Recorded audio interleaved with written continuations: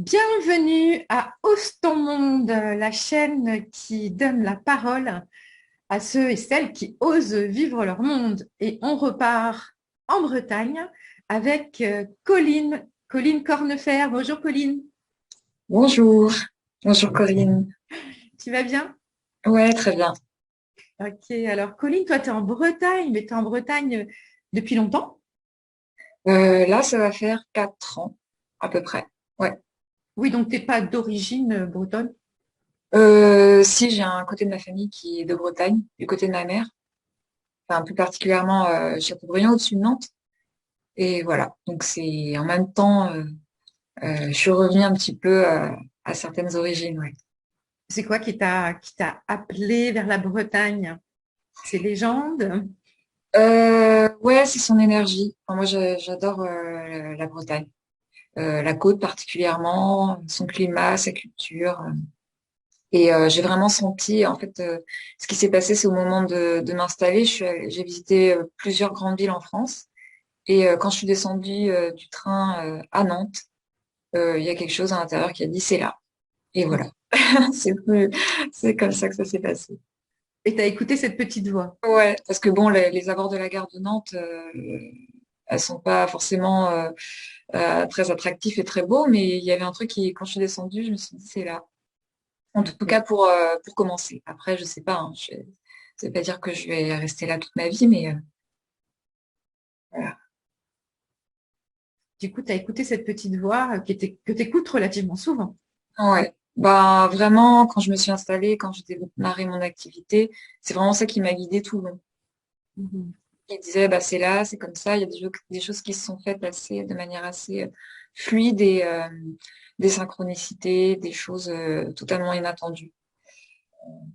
De la magie, parfois, j'ai envie de dire. Mhm, carrément. Ouais. La magie de la vie. Et du coup, toi, tu commences donc ton activité, tu as commencé ton activité de kinésiologue à Nantes, c'est Oui. ça? Ça a démarré ici? Ouais, en fait, je me suis formée en région parisienne et après, il a été question de savoir bah, où est-ce que je m'installe. Et c'est là que j'ai vu un peu. Au début, je voulais être quand même dans une grande ville pour me dire, bah voilà, tu débarques quelque part pour avoir créé un réseau et que ce soit un peu plus facile. Et c'est vraiment Nantes qui m'a du coup appelée avec en descendant du train. Et j'ai commencé mon activité du coup à Nantes, mais à partir de rien du tout. En fait, j'avais pas de Mhm. juste une grand-tante qui habitait à Nantes. Et puis, voilà, j'avais pas de connaissances. Si j'avais une amie avec qui j'avais fait la même école enfin, avant de me reconvertir.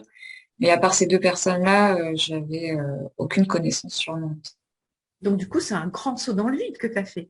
Un grand saut de sans changement géographique, démarrage d'activité. C'est quand même, voilà, culotté, courageux quelque part. Bah, c'était un peu partir à l'aventure, hein, ça c'est sûr. Parce que Mhm. je débarquais là, j'ai dû trouver un cabinet, un logement. J'avais pas de réseau. Je commençais une activité que moi-même, bah, je découvrais quelque part parce que j'étais formée, mais après, en pratique, bah, c'est loin d'être évident dans la relation à la personne. Alors que moi, je faisais pas du tout une activité en lien avec l'humain avant. Ah, tu faisais quoi avant alors? Avant, j'étais ingénieure. euh, Ah, ingénieur génie sanitaire et je travaillais sur des dossiers sur l'ordinateur. Donc en fait, voilà, j'étais avec mon ordinateur. Bon, il y avait des réunions de groupe, on se regroupait. Il y avait, j'étais pas non plus isolée, mais c'était pas du tout le même travail avec l'humain ou gérer des équipes ou des choses comme ça. Non. et c'est quoi qui t'a fait passer de l'ordinateur à l'humain? Tout à coup, tu t'es dit, ah non, non, c'est plus possible cette machine, j'ai envie d'avoir des gens devant moi, de communiquer avec des humains. Et il y avait un peu de ça parce que c'est vrai que je me souviens quand je faisais ce travail-là, j'avais qu'une envie, c'était à 18 heures de partir et là j'avais l'impression de vraiment commencer ma journée.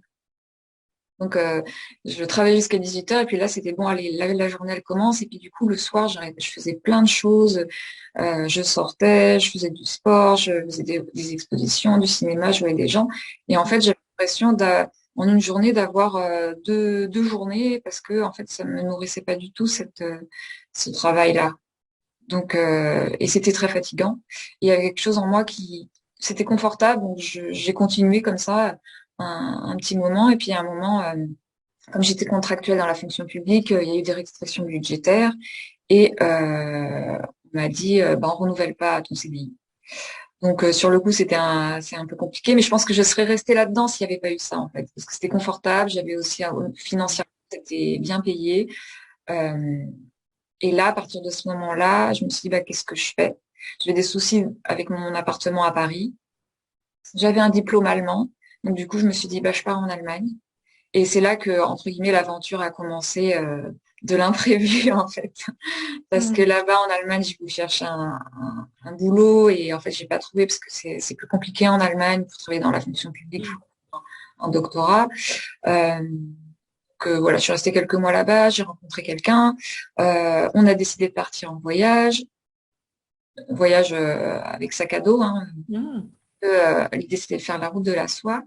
Et en fait, ce voyage était vraiment le déclencheur de tous les changements. Tu parles de la route de la soie. Ouais, Ça me fait penser à la route du soie, tu sais ça. c'est vrai en plus. Ah, c'était méchant. Exactement, parce que c'est un peu ça qui s'est passé, parce que quand je suis partie en Allemagne, c'était déjà une rupture, mais c'était toujours dans la continuité de chercher un boulot d'ingénieur et de continuer un petit peu, c'était en Allemagne ce que je faisais.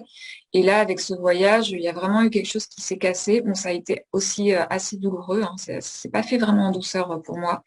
Je suis rentrée un peu dans tous mes états. Le voyage a été très beau, j'en garde aussi de très bons souvenirs, mais c'est vrai que j'ai fait comme une sorte de burn-out. Je me suis épuisée sur tous les plans, donc physiquement, émotionnellement, mentalement, énergétiquement. Enfin, j'étais vraiment à plat. Et là, quand je suis rentrée, c'est vraiment posé la question, qu'est-ce que je veux faire?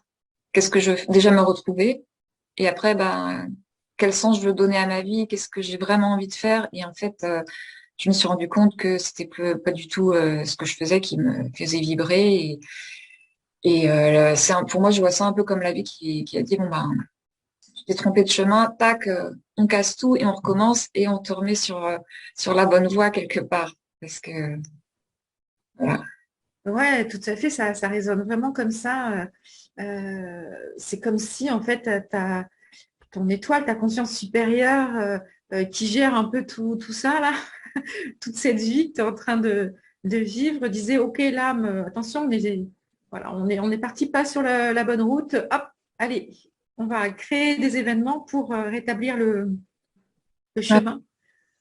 ouais, c'est exactement ça parce que euh, sinon j'aurais continué. Je pense qu'il y a quelque chose quand on est dans une sorte de confort, on sort pas de sa zone de confort justement.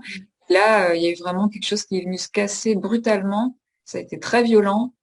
Et il y a eu déjà l'idée, comment je me reconstruis, comment je sors de ça, et après, qu'est-ce que je fais, et après, qu'est-ce qui me fait vibrer, qu'est-ce qui me met en joie. Et avant, j'étais pas du tout dans ces questionnements-là. J'avais suivi quelque part la lignée familiale, ce qui était attendu de moi. Bon, il y a personne qui a exigé forcément ça, mais je sentais que c'était dans l'ambiance, il y a quelque chose, voilà, tu fais comme tout le monde, comme ce qui est attendu. Donc, tu suis en fait. Je m'étais pas du tout questionné, qu'est-ce que je veux vraiment. Et en fait, je l'aurais jamais su parce que la kinésiologie, je ne connaissais absolument pas ce terme-là. Donc, même si à 18 ans ou 20 ans, quand on se questionne ou avant, on m'avait demandé, et enfin, j'aurais même pas eu l'idée, en fait, de ça parce que je ne savais même pas que ça existait. Et en fait, j'ai su que la kinésiologie existait un mois avant de commencer ma formation. Déjà, ça commence comme ça. Ah ouais. Mais parce Ouais. qu'en fait, c'est quelque chose qui t'a accompagné, qui t'a aidé, ou En pas fait, particulièrement? euh, donc quand je suis rentrée, j'avais énormément de problèmes de sommeil et puis aussi d'anxiété, enfin plein de choses quoi. Et j'ai essayé plusieurs choses. Donc j'ai fait de l'acupuncture, j'ai fait du MDR, j'ai fait une psychothérapie, j'ai fait qu'est-ce que j'avais fait d'autre? Enfin plusieurs choses en fait. Et à chaque fois, je trouvais que c'était pas, ça me, ça m'aidait. J'ai fait de la méditation pleine conscience. Enfin, tout ça a contribué, du Qigong, tout ça a contribué quand même à ce que je me relève, hein, c'était pas pour rien. Et il y a eu un moment où je me suis demandé qu'est-ce que je fais. Et en fait, j'avais deux idées. Il y avait l'idée de devenir naturopathe. et de créer aussi un écolieu, un gîte ou d'accueil, et puis pouvoir combiner les deux. En fait, c'était ça l'idée là avec mon compagnon de l'époque, c'était cette idée d'avoir un lieu d'accueil, un écolieu, et moi de proposer des séances de naturopathie, de qigong, enfin avoir vraiment un lieu de bien-être. Et en fait, quand j'ai voulu commencer et avant de commencer du coup cet écolieu, je me suis dit bon, d'abord je me forme à la naturopathie hein, pour être prête. Et en fait, au moment de m'inscrire aux écoles de naturopathie, ben, en fait, toutes les portes se ferment, que ça soit à Paris ou à Nantes. J'avais déjà l'idée de Nantes, c'était venu un petit peu avant, donc et je me dis bon, il faut encore attendre un an. Ça fait déjà 2 ans que je fais des choses pour redémarrer, et puis là, ça se rebloque. Alors, qu'est-ce que je fais? Et puis en moi, il y a un truc qui a lâché, qui dit bon bah si c'est pas la naturopathie, c'est pas on laisse tomber, mais on laisse ouvert et puis on voit bien ce qui arrive. Et en fait, là, je me souviens très bien, c'est ma mère qui m'a envoyé un lien. C'est pas du tout dans le forcing, c'était oh bah tiens, qu'est-ce que tu penses de ça? Peut-être ça pourrait t'intéresser. Et elle m'a envoyé un lien d'une école de kinésiologie. Et en fait, c'est là où j'ai découvert parce qu'avant, mais même dans toute cette recherche de méthodes, de techniques, j'avais jamais entendu parler de la kinésiologie. Mm. Et là, elle m'envoie ce lien et en fait, je lis le descriptif et je me dis oh, c'est ça. Mais vraiment un truc, un truc waouh. Parce que tout ce que je recherchais de cette origine, d'aller vraiment en profondeur à l'intérieur, et ben, je l'ai trouvé en fait par rapport à tout ce que j'ai pu. Mm. Et je me souviens, ce qui m'avait animée aussi, c'était encore avant, justement dans un stage de Qigong, j'avais fait un stage avec une personne qui disait, oui, écoutez certaines parties de votre corps et les messages qu'elle a à vous dire. Et en fait, je me souviens, j'y arrivais pas et je me disais, mais comment je peux faire pour écouter une partie de mon corps? Ça buguait dans ma tête. Et en fait, avec la kinésiologie, en fait, ça a été un outil qui m'a permis progressivement aussi de permettre ça et maintenant de le faire seul, en fait. Mhm. Et donc la kinésiologie, là, j'ai eu ce lien-là, j'ai eu c'est ça. Et après, je me suis inscrite quasiment dans la foulée pour le premier stage. Et un mois après, je commençais la formation. Mais en fait, je n'avais jamais fait de séance pour moi. Donc, c'était aussi un saut dans le vide, là, parce que ça m'a parlé, ça m'appelait. Et du coup, je me suis dit, bon, bah, tu t'inscris au premier stage des bases. Et puis, Mm. voilà, quoi. Ah waouh, c'est vraiment intéressant tout ce que tu racontes dans la manière dont ça se passe dans ta vie, quoi. Comme des espèces de cassures brutales qui à chaque fois te disent non, c'est pas par là. Non, ici c'est fermé, tu peux pas passer. Vraiment, tu es comme super bien guidé et il y a quelque chose en toi qui t'indique le chemin hein, tout le temps, quoi. Et du coup, en fait, tu dois avoir une super confiance maintenant, une super foi en ton être qui te guide en permanence et Ouais. t'envoie les bonnes petites infos au bon moment. Mm. Bah, bon, voilà, hein, je suis humaine aussi. Donc, des fois, il y a des doutes, Ouais. des choses qui, mais c'est vrai que à ce moment-là, c'était vraiment comme une évidence. Enfin, là, je le raconte comme ça maintenant, mais quand je le vivais, c'était pas non plus, Mhm. c'était quand je suis rentrée fracassée, je l'ai très mal vécu, hein. Il y a toute cette étape de reconstruction, de deuil, de questionnement, de recherche de comment je fais pour me reconstruire. Et c'est là que il y a un moment où, voilà, la naturopathie est arrivée. Et c'est au moment où j'ai lâché la naturopathie en disant, bah, c'est pas grave, je laisse ouvert. Parce que c'était un relâchement, mais pas dans la fermeture, tout se ferme. Et puis, c'était vraiment, bon, ben, qu'est-ce que je peux recevoir? Et là, la kinésiologie, c'est arrivé. Donc, puis Comme quand si tu avais trouvé quelque chose d'essentiel, en fait, dans tout ce chemin. ouais, ouais, ouais. En tout cas, la kinésiologie a été une porte d'entrée Mm. pour moi. Parce que c'est vraiment pour moi une méthode qui va sur plusieurs plans. C'est-à-dire que on est sur le plan physique, émotionnel, mental, énergétique, spirituel. Et du coup, ça englobe tout ça et c'est vraiment une technique, ben, qu'on pourrait dire holistique, mais que je n'avais pas trouvé autre part parce que soit on était vraiment sur du physique, soit on était sur des émotions. Oui, parce que j'avais fait aussi beaucoup de FT. Euh, Ça a rassemblé un peu tout, quoi. oui, voilà. Pour moi, Mm. c'était un moyen de tout rassembler et en fait, c'était aussi quelque chose qui était assez.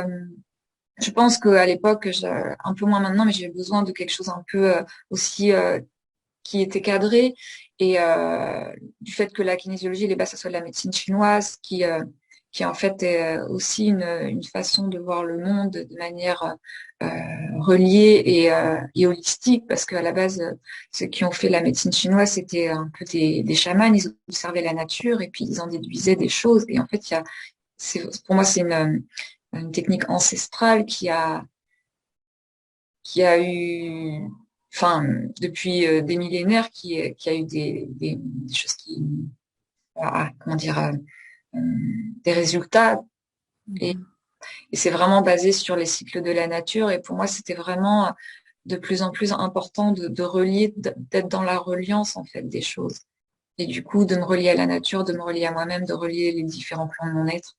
Et tout ça, la kinésiologie, du fait qu'il y ait cette médecine chinoise dedans, bah, ça a contribué. Mhm. Oui, c'est comme si, ce que j'entends, c'est comme si dans cette période d'éclatement, burn-out, enfin ce qu'on veut là, il y a des morceaux qui vont un peu partout, on ne sait plus trop qui je suis, dans quelle étagère. Et du coup, cette discipline qui est la kinésiologie, elle a rassemblé tous ces morceaux et voilà, elle t'a permis tout à coup de faire du sens à tout ça. Et en faisant du sens à tout ça pour toi, du coup, ça te permet d'accompagner l'autre dans ce chemin-là, de trouver du sens aussi pour lui ou pour elle. Mm. Ouais, tout à fait, c'est ça. Et quelque part, quand on fait un chemin soi-même, quand on est passé par ce chemin-là, on est quelque part plus fort et on a plus de compréhension pour accompagner l'autre, n'est-ce pas? Ouais, tout à fait. Oui, parce que moi j'ai fait des études très longues et très mentales, donc j'étais très dans la tête, très euh, quelque part cartésienne aussi, même si j'ai toujours eu, j'ai senti cette petite ouverture sur l'émerveillement du vivant. C'est vraiment, je me souviens au collège, j'avais déjà, quand on a commencé la biologie, à faire waouh, mais il y a quelque chose de magique là-dedans. Mais c'est vrai que oui, c'est ce qui a été valorisé même dans mon éducation, ça a été souvent beaucoup la tête, les travaux manuels, c'était un peu hors de question quelque part d'aller dans le manuel. Euh, voilà. Donc du coup, j'étais quelqu'un de très cérébral et du coup un peu coupé de mon corps. J'avais l'impression d'être une tête sur pied en fait. Et même si je faisais du sport, des choses comme ça, hein, c'est pas que j'étais juste à faire de l'intellectuel, mais quelque chose qui était déconnecté. Et en fait, la rupture qui s'est passée, ça a comme si ça avait tout éclaté, un Big Bang, pour après tout recommencer à rassembler, mais en conscience en fait. C'est refaire revenir chaque partie et à un niveau aussi au niveau des émotions, au niveau de ce que j'avais pu mettre de côté, que je voulais pas voir, toutes ces choses-là en fait. Du coup, en fait, il y a comme une reconnexion entre la tête et le corps. Euh, Est-ce que ça a donc développé un ressenti corporel beaucoup plus puissant, une communication avec ton corps que tu n'avais pas avant et que tu peux maintenant aussi partager et amener chez les personnes qui viennent te voir? Ouais, ouais, ouais, tout à fait. C'est en fait, je me sens être. C'est bizarre de dire ça, mais Mhm. et avant, je pense que je me sentais pas être parce que j'étais identifiée à quelque chose de très mental. Et là, en fait, il y a comme si mon être, il était redescendu au niveau du cœur plus maintenant, donc au niveau du corps aussi. Et c'est vrai qu'il y a quelque chose qui se sent plus global, plus réunifié et plus euh, dans l'unité, ouais. Mhm. Et j'ai l'impression que ça peut asseoir quelque chose de qui s'ancre et qui est aussi dans une forme de sécurité. Mhm. C'est tout éparpillé, ben on est projeté un peu partout à l'extérieur dans plein de choses ou dans des choses qu'on veut éloigner de soi. Et du coup, il y a une forme d'insécurité parce que ces morceaux, ils sont un peu dans tous les sens ou alors on en a mis vraiment de côté. Et là, le fait que tout revienne, pour moi, ça redonne quelque chose de l'ordre de la densité et de l'ancrage et de la sécurité. Mais en même temps, ce qui est paradoxal, c'est que ça crée aussi quelque chose de léger à l'intérieur. Mhm. Voilà, je suis un peu dans ces choses-là et je pense que ouais, en séance, quand je fais des séances, hein, il y a aussi beaucoup de choses de l'ordre de l'intuition et du ressenti, et qui est, s'adapte vraiment à ce que la personne est à l'instant dans le cabinet, en fait. Mhm. Oui, parce que maintenant, tu as cette connexion qui s'est développée tellement forte avec ton être que tu es capable quelque part de, de ressentir plus profondément ce qui se passe autour de toi, ce que tu reçois comme information. Et peut-être que justement, tu es maintenant plus à même de, de percevoir qu'est-ce qui est de l'ordre de ton information et de celle de l'autre, et de faire la distinction. Ouais, tout à fait. En fait, souvent, quand je suis en séance, il y a aussi euh, ce que mon histoire à moi qui se met un peu en retrait et il y a une ouverture, je suis dans une forme d'ouverture à recevoir ben, ce qu'est la personne, les informations qui sont justes pour elle. Et vraiment, des fois, il y a des choses qui arrivent et qui se disent. Et en fait, je suis incapable après de les répéter dans Mhm. 2 minutes après parce que c'est venu juste dans l'instant. Et en fait, c'était le message pour la personne, mais pas pour une autre. Et en fait, ça se fait comme ça. Et à ce moment-là, moi, je suis la personne, enfin, Colline, elle est plus vraiment là. C'est un peu au-delà de moi quelque chose qui se, qui se transmet et qui est dans cette justesse pour la personne.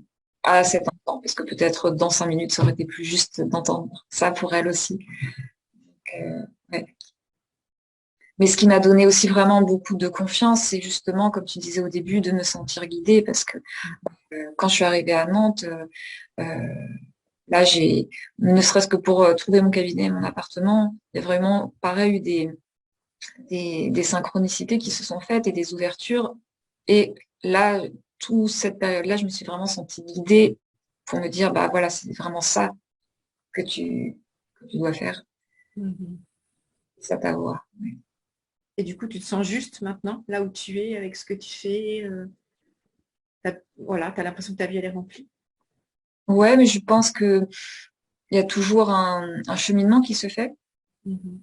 hein, parce que intérieurement, j'ai aussi comme une soif de découverte, de vie, de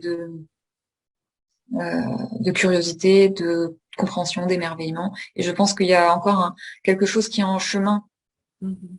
Je pense que je pourrais jamais dire, bah voilà, je suis arrivée et puis tout est fini.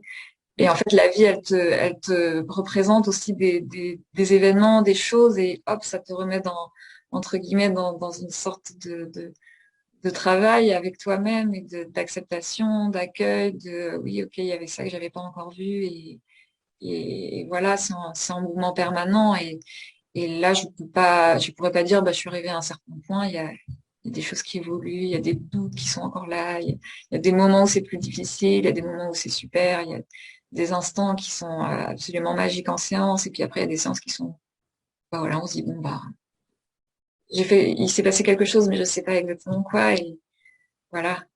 Parce que chaque séance te fait grandir aussi. Ouais, bah, j'ai vraiment, en fait, il y a un moment, j'ai changé de posture en séance par rapport au début, quand j'ai commencé. C'est que là, je suis un peu descendue de la posture, bah, je suis le thérapeute et je sais, et c'est moi qui vais vous aider. C'est que là, en fait, depuis à peu près un an, je me suis remis à un niveau, bah non, en fait, on est deux humains.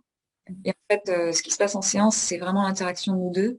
Et moi, ça peut m'apporter et m'éclairer sur des choses autant que la personne. C'est vraiment une séance qui se fait à deux, entre deux humains. Et moi, je suis plus la thérapeute qui sait, mais en fait, la personne, elle sait pour elle, c'est elle qui sait le mieux pour elle ce qui se passe. Mhm.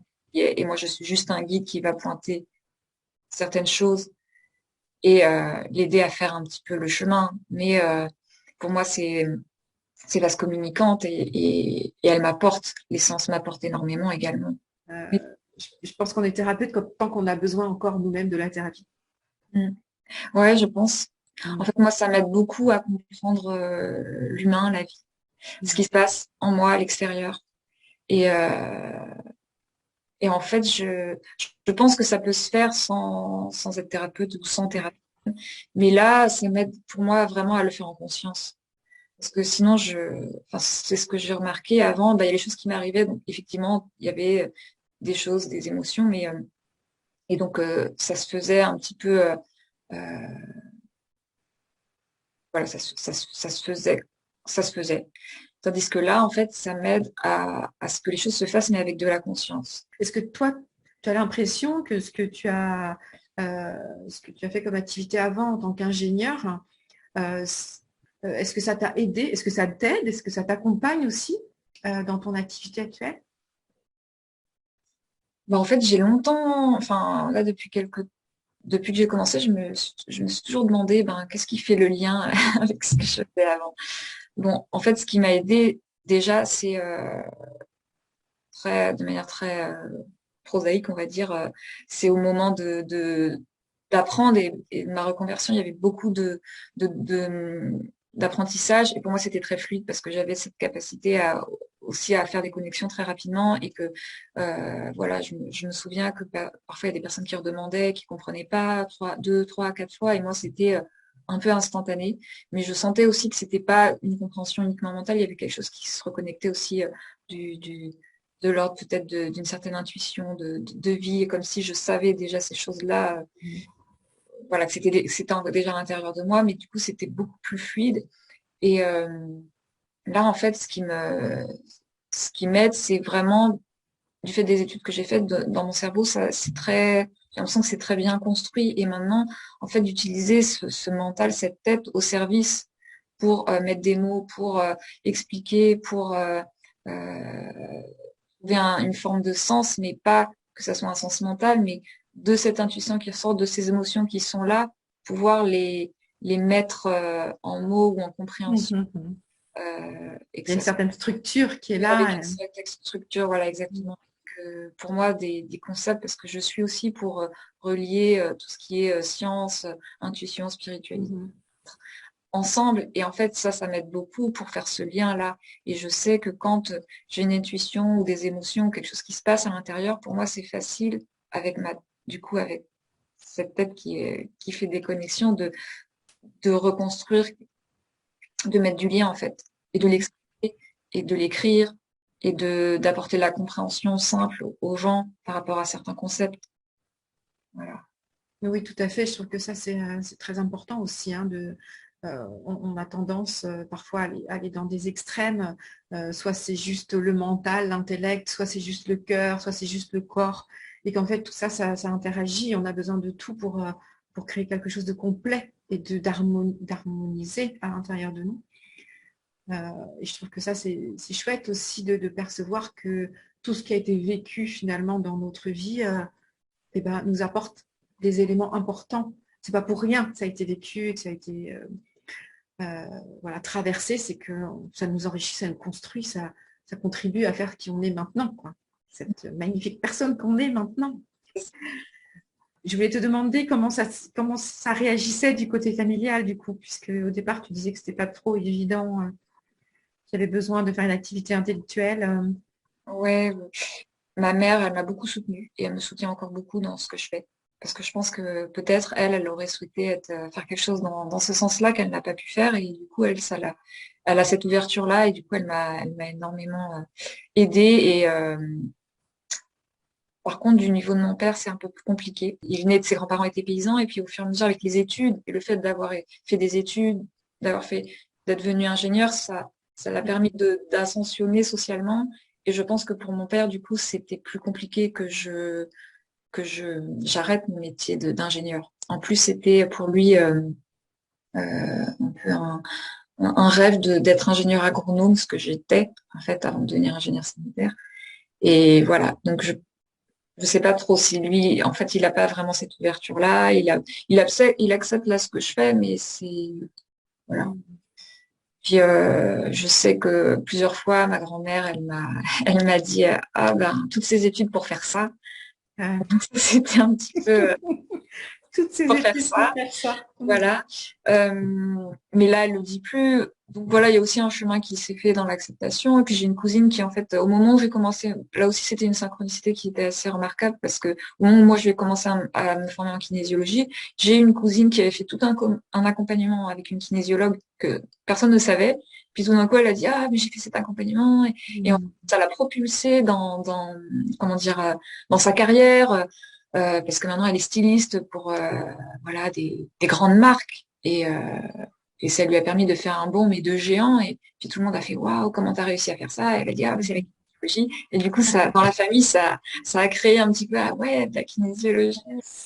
Excellent. Tu as été soutenue encore, Ouais, c'est c'est ça. quelque Que part. je savais pas du tout qu'elle elle faisait ça, qu'elle avait fait des séances de kinésio avec quelqu'un et moi quand je démarrais, je disais comment je vais parler de ça dans la famille et puis elle est arrivée avec son truc et vous voyez maintenant c'est ça et puis c'est un petit peu elle qui m'a aussi aidé à Oui, enfin, quand même, un sacré courage pour voilà, débloquer tout ça, foncer malgré les résistances familiales et tout. Donc, voilà, c'est un sacré chemin que tu as fait là et que tu continues de faire. Et financièrement, ça va, c'est un démarrage, donc c'est pas évident de commencer thérapeute. Qu'on commence sa propre activité entre, voilà, il faut être à la fois chef d'entreprise et l'ouvrière. C'est du taf, je connais. Et comment tu vis ça, toi? bah, en fait bah, déjà quand j'ai démarré comme j'avais absolument aucun réseau ça s'est fait vraiment très très progressivement parce que bah, j'ai démarré le premier mois avec une séance donc voilà. Euh, mais après, il y a eu les épisodes de Covid et de confinement, donc c'est un peu cassé la santé quelque part. Là, je me considère toujours dans une phase où voilà, il y a encore des hauts et des bas, des mois qui sont moins faciles que d'autres. Et là, ce qui me manque, c'est vraiment aussi la visibilité. Mhm. Parce que j'ai beaucoup investi sur ce que je suis, euh, la méthode, des formations. Mais en fait, j'ai très peu investi dans bah, en fait, comment je me vends. Et pour moi, cet aspect-là, il est encore compliqué. Voilà, me faire connaître sur les réseaux, euh, avoir une cible bien particulière, communiquer par rapport à cette Mhm. cible, oser être visible aussi, ou des choses comme ça. C'est un peu un challenge pour moi. Et comment j'ose aussi dire, bah voilà, c'est moi et je propose des choses et c'est chouette. Vraiment. Et du coup, bah, cette vidéo va, j'espère bien, aussi te permettre cette visibilité. Outre le fait que je crois que ton parcours est très inspirant et que ça va en inspirer certains, certaines. Est-ce que toi, tu aurais envie de dire quelque chose pour terminer par rapport à ça, justement, à ce chemin, à ceux qui n'osent pas encore et qui voudraient bien voilà, ne pas attendre 18 heures le soir pour commencer à vivre? Bah en fait, je pense que moi, ce qui m'a vraiment guidée, c'est une sorte de foi en ce qui va se passer. Euh, et c'est à ça aussi que je me raccroche parce que dans ces moments justement où j'ai mis le pied un peu dans le vide, c'est là où ça s'est ouvert, où il y a des choses qui se sont passées, des synchronicités un peu extraordinaires qui se sont produites. Et, euh, et pourtant, j'en savais rien. Et encore maintenant, quand il y a des mois un peu plus difficiles, je me remémore ces moments-là en me disant, mais t'as vu là tout ce comment ça s'est mis en place, c'est Mm. magique, c'est extraordinaire. Donc, si c'était pas ça ton chemin, voilà. Donc, du coup, je continue en fait à faire confiance à ça et avoir cette foi je sais pas où ça m'amène. C'est faire un pas dans le vide, quoi, ou faire un pas dans le chemin qui se dessine mais qui n'est pas encore dessiné et voilà. C'est Superbe. ça que je vois puis de rester ouvert et de suivre vraiment ces choses qui s'ouvrent en fait. Mhm. Et que parfois une fermeture, c'est pas forcément euh, quelque chose un échec ou Mhm. une fermeture peut être une ouverture en fait. Oui, ça peut te montrer un nouveau chemin que tu n'avais pas osé prendre. Ok. Merci beaucoup, Colline, pour ce moment passé avec moi. On va mettre donc toutes tes informations parce que tu as aussi un site et un blog aussi où tu écris. Ouais. Euh, voilà, donc on va mettre toutes ces informations en dessous de la vidéo pour qu'on puisse Merci à continuer à toi. suivre tes expériences. Merci à toi, Corinne. Merci. Avec grand plaisir. À bientôt et bon chemin. Merci.